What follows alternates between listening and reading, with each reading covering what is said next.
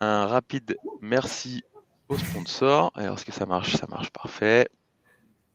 Les sponsors sans qui les Agile Tours n'existeraient pas, ou en tout cas, ils seraient très très chers et on serait beaucoup moins à venir. Et puis, qui nous sommes? Moi, je m'appelle Morgane. Je suis développeur, en ce moment Scrum Master. Enfin, j'étais développeur, pardon, et puis en ce moment, je suis Scrum Master. Et toi, Johan? Oui, bonjour, moi je suis Joanne, donc j'ai été Product Owner Scrum Master et aujourd'hui je suis coach, coach agile, mais aussi coach organisationnel, coach professionnel one-to-one. Voilà. Et ensemble, nous sommes formateurs. On donne des formations Scrum Master, Product Owner, initiation à l'agilité. On donne pas mal de formations ensemble. On travaille chez S2I, comme vous avez vu le petit logo. On est rennais, mais il y a aussi une agence S2I à Nantes avec des collègues très sympathiques.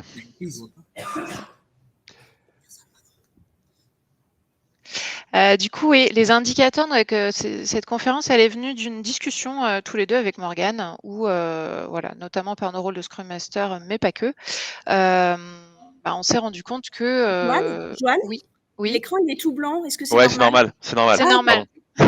C'est un effet de neige. On a eu la flemme de faire des slides. Non, c'est pas vrai. Ça arrive. Ça arrive, suspense.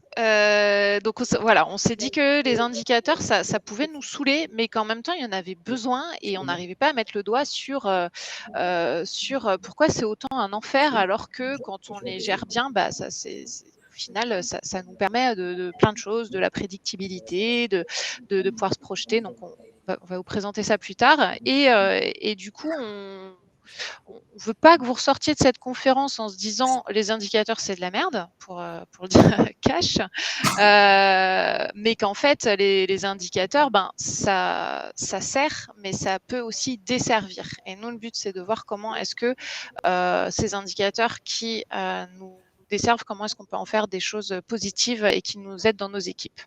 Donc le but, c'est de réussir dans cette conf à parer les attaques des indicateurs et à réussir à en faire des alliés. Donc les indicateurs, on en a plein, qu'on soit Scrum Master ou même dans de la chefferie de projet. Morgane, c'est toi. Ouais, c'est beau. Magnifique, Morgane. On va voir la fameuse vélocité. Je pense qu'on en reparlera tout à l'heure. La qualité, on va mesurer la qualité, on va mesurer le turnover, on va mesurer le RAF, donc reste à faire, son pote la CAF, la capacité à faire, le lead time. On va aussi mesurer le burn-up et son pote le burn-down, le mood, le time to market et le préféré des chefs de projet, la marge. Et moi, j'ai un petit favori quand même. C'est un qui veut absolument rien dire. C'est la taille de t-shirt. Voilà. Je ne sais pas pour vous si vous êtes amené à mesurer en taille de t-shirt parfois, donc en S, M, L, XL. C'est super pas parlant, mais parfois on nous le demande. Donc voilà, tous ces exemples d'indicateurs. Du coup, avec Morgane, on s'est dit, mais à quoi ça sert les indicateurs? Donc, on s'est arrêté sur une conviction, parce qu'on pourrait vous parler de plein de choses quand on parle d'indicateurs. On s'est dit que les indicateurs, c'était des outils permettant une prise de décision. Un indicateur ne servait à rien s'il ne permettait pas derrière de pouvoir prendre une décision basée dessus, qui soit quali ou quantitatif. Mais pour pouvoir se permettre cette conviction, on a fait un questionnaire auprès de chefs de projet, directeurs, Scrum Master, PO qu'on connaissait, et on les a questionnés sur les indicateurs et on s'est rendu compte, oui, on n'était pas les seuls à avoir ce ressenti que je vous décrivais avant et cette conviction-là. Ce sondage, il nous a permis de relever trois éléments principaux. C'est tout d'abord que souvent les indicateurs, on les suit parce qu'on s'engage par un contrat.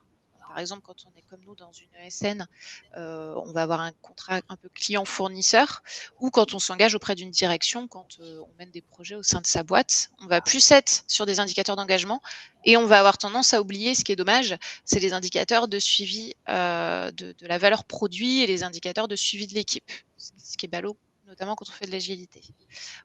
Deuxième chose qui est ressortie, c'est qu'on va plus mettre des indicateurs sur la prédiction des risques que sur la création de valeur. Ça, c'est de l'héritage de chefferie de projet, mais on est toujours, même pour des Scrum Masters, par exemple, même pour des personnes qui travaillent en full agilité, on va être plus sur de la prédiction de risque que de la création de valeur. Et dernière chose, souvent, on nous a beaucoup remonté dans notre sondage que les indicateurs, c'était inutile, c'était du temps perdu. On les suit parce qu'ils sont là, voilà. Au lieu d'aller travailler sur l'amélioration continue de à quoi ça sert ces indicateurs. En fait, souvent les équipes se posent même pas la question parce que très souvent elle n'a pas le temps en priorité, mais ça tout en bas la gestion des indicateurs et donc elle prend jamais le temps de l'amélioration continue dessus. Et donc on continue à perdre du temps sur des indicateurs qui nous servent pas à grand chose et qui parfois nous desservent. De ces convictions et des 3 conclusions qu'on a eues de notre sondage, on s'est dit: «OK, on va essayer de faire des typologies de mesures, en tout cas d'avoir des typologies de mesures». Il y en avait plein. On s'est dit: «On va en choisir 3 et sur ces 3, qu'est-ce qu'on va faire? On va suivre une équipe fictive, mais pas trop, qui va traiter de 3 principaux thèmes et l'histoire de cette équipe, c'est l'équipe qui va au fur et à mesure du temps, et de sa construction, va essayer d'améliorer ses indicateurs pour qu'ils servent et qu'ils évitent d'être des indicateurs. Donc la prédictibilité, pardon, comment on essaye de savoir ce qu'on va pouvoir embarquer, ce qu'on va pouvoir faire dans la prochaine itération, dans les prochaines semaines. La qualité et le nombre de bugs, qui est un truc qui est vraiment, je pense, très présent dans presque tous les projets, dans toutes les équipes, dans tous les produits. Et puis la projection. Comment on arrive à se projeter et de se dire est-ce que telle ou telle fonctionnalité elle sera réalisée ou pas dans 6 mois. Donc on va prendre le cas d'étude de notre équipe Hellfast. Hellfast, c'est qui? Il y a 3 développeurs, il y a un chef de projet et puis il y a un testeur, une chef de projet, pardon, et un testeur. Ils sont pas spécialement agiles, mais ils ont décidé de faire des sprints. Des sprints parce qu'ils se sont dit voilà, de faire des petites récurrences, c'est pas mal, ça permet de donner des petits objectifs tous les 3 semaines. Ça fait bientôt 2 ans qu'ils tournent. Et puis quotidiennement, ils suivent 4 indicateurs qu'ils appellent KPI, Key Performance Indicator. Voilà. C'est une équipe plutôt lambda. Et puis ce qu'on vous propose dans la suite de notre conférence, c'est d'aller voir un peu plus près cette équipe et de voir ce qui va se passer et comment ils vont essayer d'améliorer leurs indicateurs. Tout à fait. Et c'est là, dans cette merveilleuse équipe Hellfast, qu'arrive un nouvel équipier. Cet équipier, c'est lui, c'est Donatien. Il arrive. Il est lead développeur, voilà, dans le rôle de lead développeur, parce que il y a 3 devs, donc il va être là pour coordonner le tout. Il a un super accueil de l'équipe. Tout se passe très bien. Il y a vraiment une top ambiance. Et puis on lui présente les process et ces fameux KPI, parce qu'ils ont un super en plus process d'intégration. Donc il a de la chance qu'on lui présente ça. Ça n'arrive pas dans toutes les équipes. Mais Donatien, il se dit, ces indicateurs n'ont pas vraiment de sens, non? Du coup, sa pote testeuse, elle dit, moi, je sais pas, mais nous, on nous a demandé de les suivre. Allons voir notre chef de projet, elle doit savoir, elle, ce qui se passe. Alors, ils vont aller voir la chef de projet. La chef de projet, elle fait, oui, parce que c'est comme ça, hein, on se doit de les suivre. Super, merci de la réponse. En fait, ce qui se passe, c'est que les 3, aussi bien le chef de projet que les membres de l'équipe, n'ont aucune connaissance de l'utilité de ces indicateurs. Donc là, je ne vous vois pas, mais je pense qu'il y en a qui se disent dans leur tête, c'est un peu comme ça dans mon équipe, en fait, aussi. On suit, mais on ne sait pas trop à quoi ça sert. Vous voyez, l'équipe Belfast, il se passe la même chose. Et ça, c'est la bonne porte ouverte à notre ami. L'indicateur, voilà, vous voyez, c'est gros travail de roman photo. J'ai entendu quelqu'un se marrer. Donc l'indicateur, elle se dit, mais quelle bande de fonceurs actifs, ils cherchent même pas à savoir pourquoi ils suivent ces indicateurs. Donc c'est une cible parfaite pour moi, l'indicateur. Je vais pouvoir me faire plaisir dans cette équipe sur ce sujet-là. Voilà pour le contexte. Merci Johan. Vous avez remarqué du coup l'indicateur dans le fond avec son masque, ce qui fait très Halloween. C'est dans le time. C'est parfait. Donc un peu plus tard, l'équipe elle continue son chemin. Donatien quand même il se dit c'est quand même bizarre leurs indicateurs, là on va essayer de poser des questions. Et donc on va s'attaquer d'abord par la projection. L'équipe elle suit la vélocité. Il demande mais ok, c'est quoi votre vélocité, à quoi ça vous sert? La vélocité, pour ceux qui savent pas, qui l'ont jamais utilisé, c'est donc ce graphique à droite là. C'est à la fin d'un sprint le nombre de story points, de complexité, de ce que vous voulez. En tout cas là, en l'occurrence c'est story points, qui a été terminé. Donc la fonctionnalité, elle est estimée avant le sprint. Et puis à la fin du sprint, quand elle est terminée, on dit qu'on a fini les X points de la fonctionnalité. Et puis on peut faire une moyenne et de se dire que du coup, l'équipe, chaque sprint, elle sera sûrement autour de la moyenne, sauf le sprint 23 en l'occurrence où il y a eu un souci. Mais en tout cas, elle sera entre 30 et 35 points. Ça permet de se dire du coup, voilà, on peut prédire ce qu'on va essayer de faire dans le sprint. On peut se dire qu'on va prendre entre 30 et 35 points de fonctionnalités dans notre sprint et qu'il y a des chances qu'on finisse ça. Voilà à quoi sert la vélocité dans l'équipe. On peut donc du coup se dire que s'il y a des choses qu'on voulait faire mais qui sont après les 35 points en termes de priorité, il va falloir les reprioriser parce qu'il y a des grandes chances qu'elles ne passent pas. Et puis si on veut savoir si voilà, les choses seront faites, si elles sont en dessous des 35, il y a des grandes chances qu'elles soient réalisées pendant le sprint. Il fait OK, d'accord. Et puis là en fait, l'indicateur qui sert à la prédictibilité, il est détourné et c'est là que l'indicateur attaque.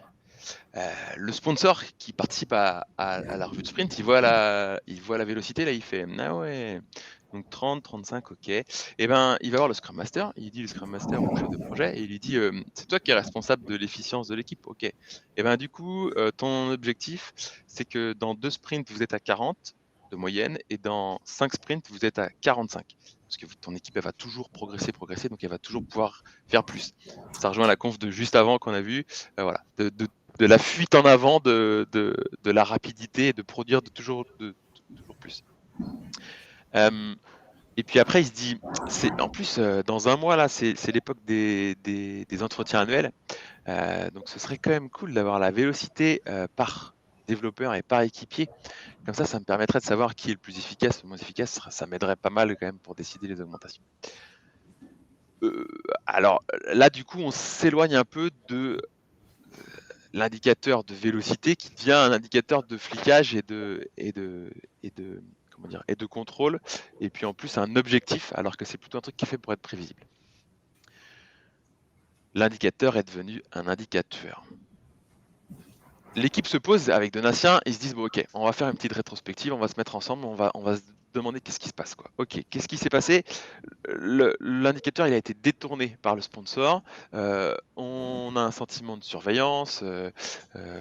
Si c'est comme ça, on va arrêter de montrer notre vélocité, ou alors on va surchiffrer, et puis comme ça, c'est sûr, notre vélocité va augmenter à chaque fois, et donc on va être tranquille, personne nous laissera, tout le monde nous laissera.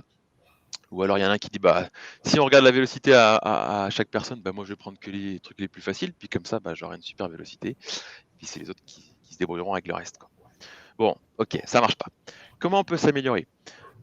L'équipe s'est dit ensemble, ok, on va aller voir notre sponsor, on va lui expliquer ce qu'il faut faire, enfin à quoi sert notre indicateur. On va lui dire, notre indicateur là, la vélocité, elle sert pas à mesurer ou à se donner un objectif, elle sert juste à nous dire est-ce qu'on va réussir à faire tout ça ou pas, et de se donner une vague idée de qu'est-ce qu'on peut mettre dans notre backlog de sprint.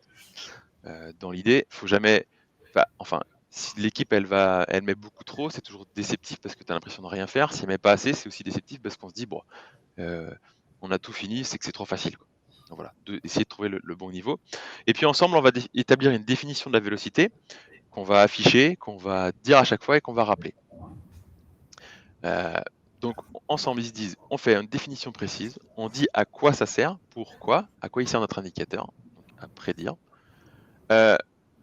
Il est pour qui? Il est pour l'équipe, et on le partage dans Sprint Review, mais le sponsor, il a rien à faire avec ça, c'est pas son boulot. Lui, il va plutôt aller voir côté qu'est-ce qu'on produit comme valeur, quelle efficacité on a.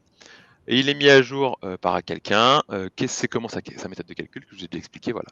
On précise tout, et puis important, dans combien de temps on regarde si c'est toujours un indicateur qui est utile et qui n'est pas utile. Est-ce qu'il est toujours bon, ou est-ce qu'il sert toujours à l'équipe? Ce qu'ils viennent de faire avec Donatien. Et puis on partage, on repartage et on repartage à chaque fois que quelqu'un essaie de détourner l'indicateur, et puis de s'en servir pour autre chose que ce qu'il en est fait.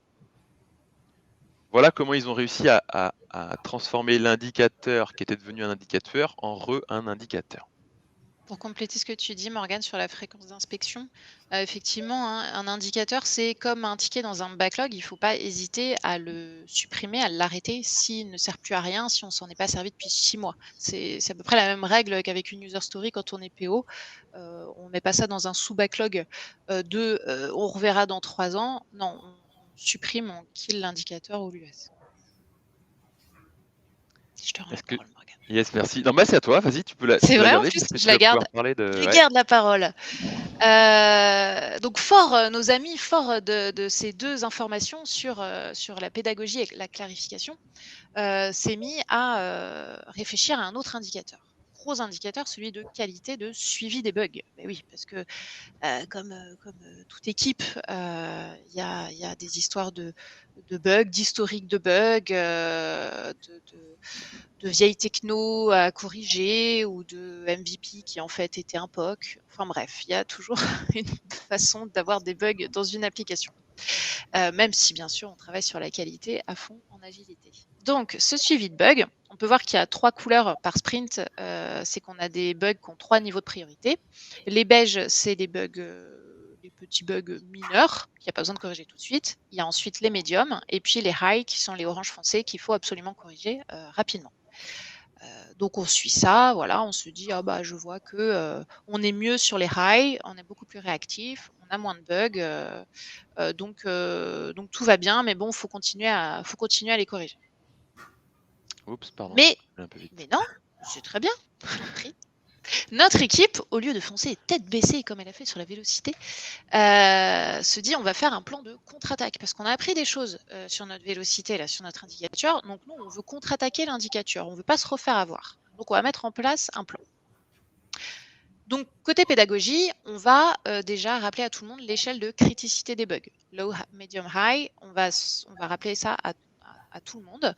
Et puis, on se dit, tiens, petite cerise sur le gâteau, tant qu'à faire, on va se mettre une stratégie de mettre les devs juniors en pair programming avec les seniors sur la correction des bugs, parce que Donatien, il vient d'arriver avec plein de bonnes pratiques et il s'est dit que c'était intéressant à mettre en place.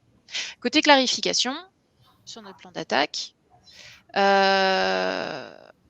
va se mettre à fond sur la correction de bugs. On ne veut plus qu'il y ait ces colonnes de bugs à chaque sprint. Donc, on va débuter le daily en parlant des anneaux. Cache, voilà, des anomalies. Qu'est-ce qu'on a aujourd'hui? On va créer des task force dès qu'on dépasse 120 anomalies, parce qu'il est hors de question qu'on maintienne ce rythme-là. Et puis, on va se mettre une journée dédiée par semaine pour la correction des bugs. Avec ça, franchement, si on a encore des bugs, on est vraiment mauvais. Donc, notre équipe, elle est sûre d'elle, elle part avec ce plan en se disant on va corriger nos bugs. En plus, on a pris le temps de réfléchir au pourquoi. Donc, c'est parti, suivez des bugs. Voilà, on se demande à quoi ça sert. Et paf, on se fait attaquer par l'indicateur. Et bim, on contre-attaque. Et bim, on contre-attaque. On contre-attaque notre indicateur avec notre super plan d'action. Mais qu'est-ce qui se passe? Eh ben, en fait, on se rend compte qu'en ayant mis en place ce plan, on est parti complètement en surréaction de correction des bugs. C'est devenu notre objectif. C'est-à-dire qu'on commence la journée, on se dit à peine bonjour, qu'on parle déjà d'anomalies, de choses négatives, de bugs. On arrête tout ce qui est création de valeur dès qu'il y a du bug pour se mettre en mode task force.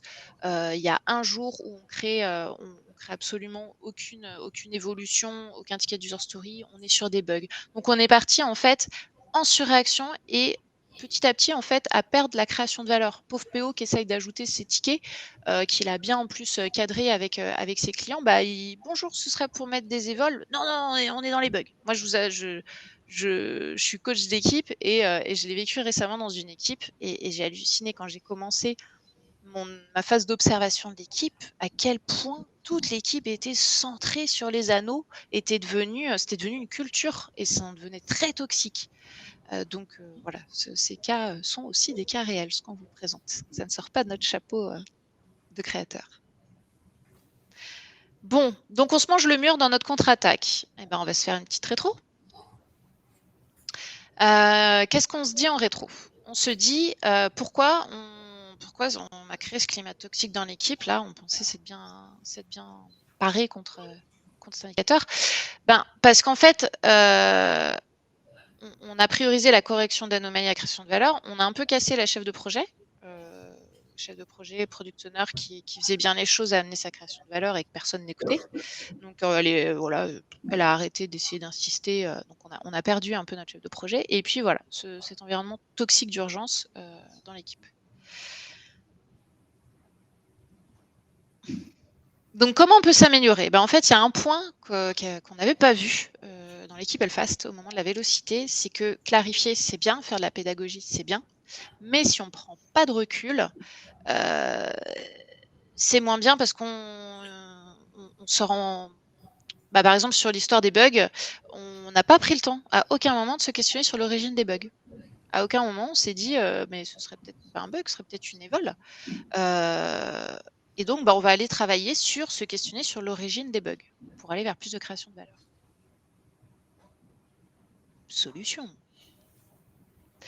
Donc, on va tous réfléchir, pas que les devs ou pas que le Scrum Master dans son coin, tous ensemble, d'où ça vient. Et puis, on va se construire un lexique autour du bug, pas que pour l'équipe, mais aussi pour les personnes qui ouvrent les bugs. Donc, que ce soit pour les testeurs ou quand c'est en prod, les utilisateurs ou quand c'est en pilote, enfin voilà, peu importe qui est en charge de l'ouverture des bugs, mais on va être tous d'accord sur qu'est-ce que c'est une vraie anomalie, qu'est-ce que c'est qu'une évolution déguisée. Je ne sais pas si vous avez déjà connu ça, mais parfois, c'est un peu le client un petit peu fourbe, l'utilisateur, peu importe, qui se dit ça marche pas, mais en fait, non, là, tu es en train de demander quelque chose en plus. Est-ce que c'est un problème de prise de besoin? Est-ce qu'en fait, les règles de gestion étaient mal comprises, donc on aura beau corriger le bug, il reviendra, parce que l'utilisateur final, lui, considérera que c'est un bug, parce que la règle de gestion ne correspond pas à ce qu'il s'attendait sur l'interface, par exemple. Le fait de se poser ces questions-là, ça va nous permettre de devenir un peu plus intelligent et de revoir nos critères de priorisation. Voilà, si c'est un problème de prise de besoin, on ne va pas tout de suite corriger le bug, on va remonter ça à notre product owner, qui lui va reprendre les règles de gestion. Si c'est une évolution déguisée, pareil, notre product owner va aller discuter avec les parties prenantes pour voir à quel moment, quelle est la valeur métier sur ce ticket-là. Et puis si c'est une anneau vraiment high, là, ok, on y va, on va la corriger. Et on va aller faire la pédagogie. Donc, on va aller partager ce lexique-là à tout le monde et ces critères auprès des rédacteurs de tickets. Donc, on reste sur ces idées de clarification et de pédagogie, mais on y ajoute une vraie prise de recul, un questionnement du pourquoi, d'où ça vient. Et c'est avec ce triptyque-là que normalement, on verra, on devrait réussir à achever notre indicateur. Top ça. Du coup, on a réussi à mettre en place un petit process d'amélioration continue sur les indicateurs. On va voir du coup ce qui se passe avec le troisième. Et qu'est-ce qui se passe avec le troisième, Morgane? Sur la projection. 2 mois plus tard, Donatien a dit OK, on a notre vélocité, on sait ce qu'on va mettre dans notre sprint. On a mis en place des choses pour pas surréagir aux bugs. C'est quoi votre truc là, bleu, rouge, gris, là, que je comprends rien, et à quoi ça vous sert? Alors, je sais pas s'il y en a qui connaissent. Là, c'est plus dur. D'habitude, on le fait en réel avec des gens, donc on peut interagir. Là, on vous voit pas, mais je vais vous l'expliquer pour ceux qui connaissent pas. C'est un rapport de Jira, superbe outil, qui s'appelle le rapport de version, et qui permet de te prédire précisément, puisqu'il y a une date, quand est-ce que tu vas finir un ensemble de tickets qu'on appelle version dans Jira. Donc là, en l'occurrence, c'est une version qui durait 6 mois, qui devait finir le 25 mai. Je ne suis pas sûr que vous voyez mon curseur. Peut-être si je le mets là. Si je le mets là, je pense que vous allez le voir. Donc en pointillé ici, là, voilà, la release date. Donc on avait prévu de finir l'ensemble de ces tickets le 25 mai. On dit ça à Jira. On lui dit voilà l'ensemble des tickets. Et lui nous dit là, vous allez finir sûrement le 8 juin. Si c'est optimiste, le 4 juin, et si c'est pessimiste, ce sera le 10 juin. Donc il est vachement précis à 4-5 jours près. Qu'est-ce que c'est les couleurs? En bleu, c'est la somme de tous les tickets qui sont terminés. En rouge, c'est le nombre de tickets qui sont non estimés. Il faut faire gaffe à ces tickets-là, justement, parce que plus tu en as et moins c'est précis comme mesure, comme prédiction. Et puis en gris, c'est la somme totale des tickets qu'il y a à faire. Pareil, si cette somme elle bouge, bien sûr, ça va changer la prédiction de la date. Qu'est-ce que je voulais dire? J'ai tout bien expliqué, ok. Le rapport là, du coup, il nous dit vous avez prévu le 25 mai, mais ça finira le 8 juin. Ok, bon, donc on avance. Ah oui, c'était ça. Ah oui, pardon, non, je voulais dire, à quoi il sert? Pardon. À quoi il sert? Il est dans le plan d'attaque, non? Je suis perdu, pardon. Voilà, c'est là. Excusez-moi. Ok, donc on se dit, cet indicateur, il ne doit pas devenir un indicateur. Donc on reprend nos étapes qu'on a réussi à mettre en place sur les précédents. On est pédagogue. Du coup, à quoi sert cet indicateur? Il nous sert pas à dire, il sert à savoir à quelle date on va finir, mais surtout à ajuster le périmètre. Dans une équipe agile, en général, dans une équipe, en tout cas comment moi j'aime bien le faire, c'est un budget fixe et souvent une date fixe parce qu'il y a un problème, une dépendance avec quelque chose, une ouverture commerciale, une campagne marketing, une date qu'on sait, voilà, avec les politiques, avec le président Macron, j'ai déjà vu ça, qui dit qu'il faudra que ce soit terminé tel jour. Bah, du coup, il faut que ce soit terminé tel jour. Et bien, du coup, qu'est-ce qui se passe? Qu'est-ce qu'on doit ajuster? C'est le périmètre. On ajuste le périmètre et c'est ça, à ça que sert cet indicateur. À savoir que si on garde ce périmètre, ce sera le 8 juin, pardon, qu'il faut en enlever pour arriver au 25 mai. Cette équipe-là, elle s'en sert à son comité de pilotage. C'est un truc assez parlant, ça montre une date, ça montre que on est en train de charger la barque et donc du coup ça va en rajouter ou alors on montre qu'on peut en enlever pour réussir à tenir les délais. Et puis c'est assez pratique parce que dans Jira, on peut ajuster en direct ce truc. On enlève des tickets, il rebouge la date, on en remet, il remonte la date. Donc on peut aussi bien voir l'évolution et ça permet d'être plus pédagogue et que les gens comprennent à quoi il sert et comment on l'utilise. Une fois qu'on l'a expliqué, on clarifie. Attention, c'est un rapport qui ne prend pas en compte les congés, qui ne prend pas en compte les jours fériés, et Truck Factor, dans la conf de juste avant, c'est ISO équipe. S'il y en a un qui chope le Covid, s'il y en a un qui a une tempête et qui a plus d'internet pendant 3 semaines, voilà, ça prend pas en compte, c'est pas non plus si magique que ça, quoi. Et puis ça ne prend pas en compte les tâches non estimées, la petite courbe rouge que je vous parlais tout à l'heure. Donc plus il y en a, moins c'est précis. Donc il faut essayer de soit de les estimer, soit de passer à autre chose ou de les enlever en tout cas. Donc on était pédagogue, on a clarifié. Le troisième qu'on vient de voir juste avant avec Johan, c'est la prise de recul. On se pose la question, qu'est-ce qui pourrait faire que notre indicateur devienne un indicateur, qu'il soit détourné par quelqu'un d'autre ou qu'il soit mal compris par quelqu'un d'autre? Ben là, il y a un biais qui est assez intéressant, qui est le biais de précision. Comme Jira est très précis sur la date, on croit que c'est exact. C'est ça la précision. C'est le biais de précision, c'est quelque chose qui est précis nous fait croire que c'est exact, alors que précision et exactitude sont deux choses totalement différentes. Tout comme on va dire, je sais pas moi, il nous reste 93,5 points, c'est très précis, il nous reste une centaine de points, voilà. Ça donne la même information, mais il y en a une qui est plus précise que l'autre, et donc il faut faire gaffe à ce biais de précision. Donc bien l'avoir en tête.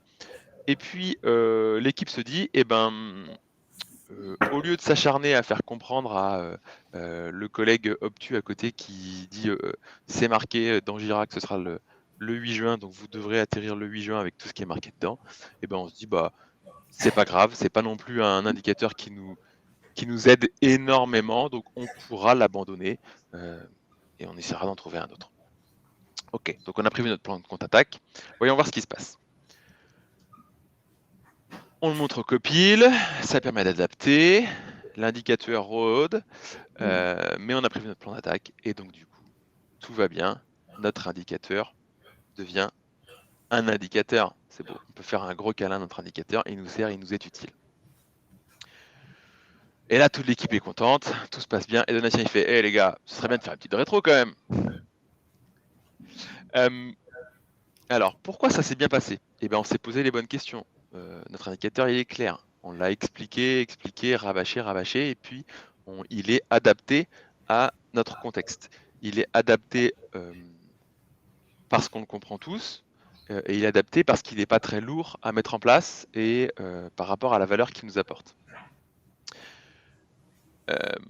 Ok, mais du coup, qu'est-ce qu'on peut faire de mieux? Eh bien, en fait, l'équipe se rend compte que cet indicateur qui permet d'adapter le contenu, il pose une question sur la priorisation des choses. Et donc, peut-être qu'en fait, on va aller creuser autre chose. On va aller creuser comment on va mieux prioriser.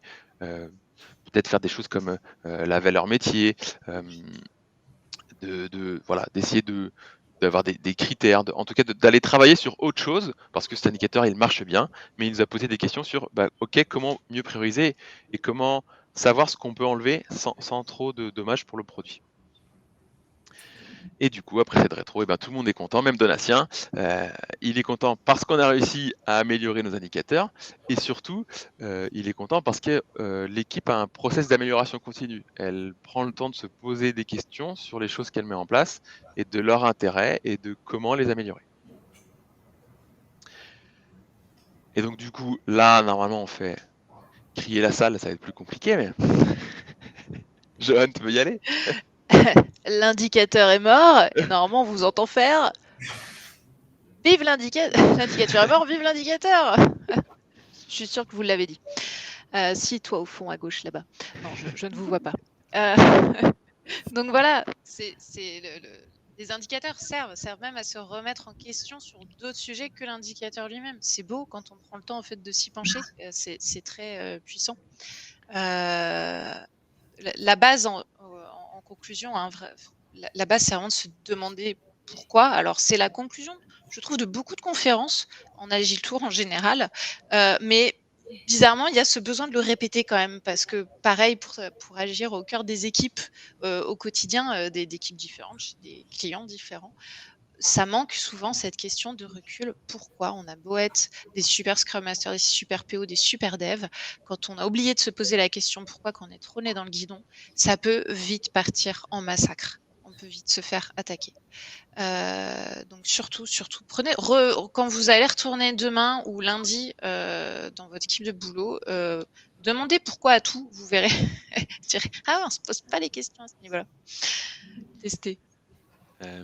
J'espère qu'on l'a assez répété, mais en tout cas, dans notre idée, c'est que vous repartiez avec ça. C'est le combo pour être sûr qu'un indicateur ne devienne pas un indicateur, c'est qu'il soit clair, apporter beaucoup de pédagogie pour expliquer à quoi il sert, comment il est fait, et puis la prise de recul qui permette de...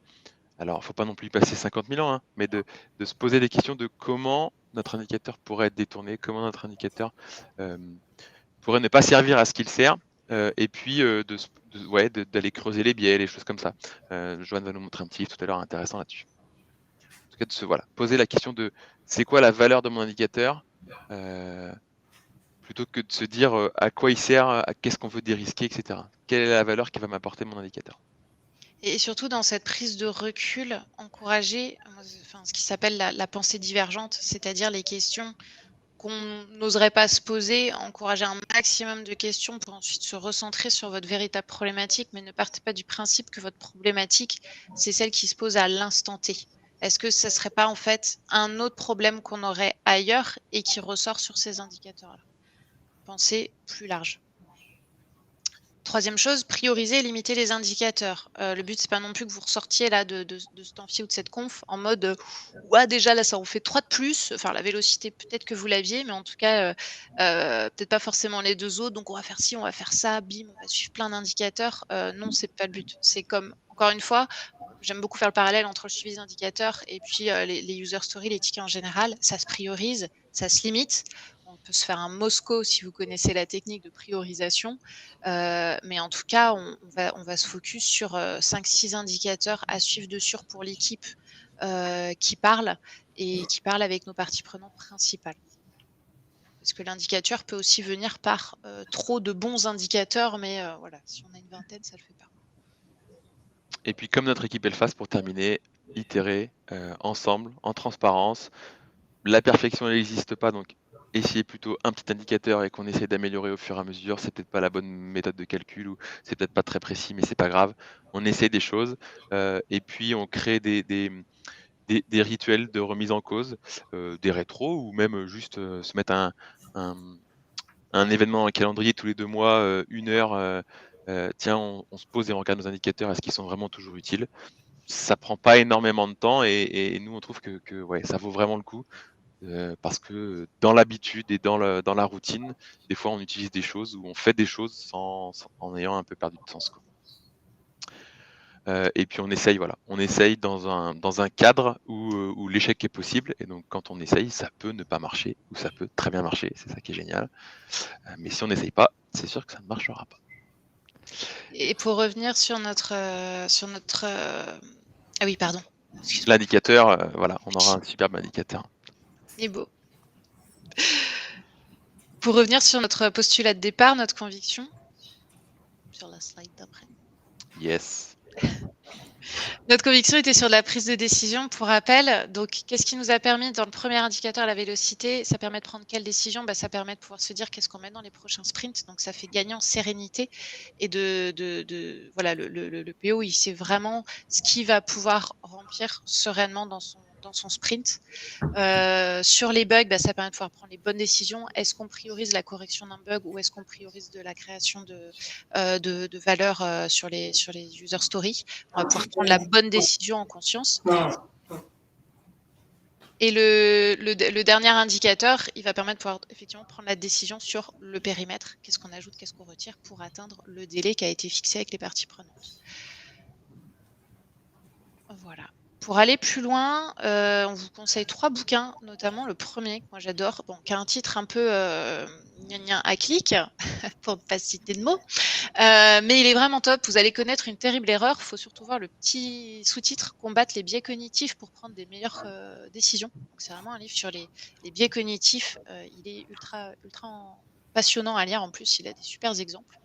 Il y a Freakonomics, qui est sens plus large sur l'économie américaine, sur le détournement des chiffres. C'est intéressant aussi. Et puis, je pense pour à peu près toute conf, le guide de l'organisation apprenante, c'est plein de fiches pratiques. Voilà, pour développer l'intelligence collective, il est très intéressant aussi. Et pour terminer, on voulait remercier nos collègues de l'équipe de la communauté agile, qui nous ont servi aussi de magnifiques acteurs pour nos photos. Et puis voilà, merci à vous de votre écoute. Merci de votre adaptation.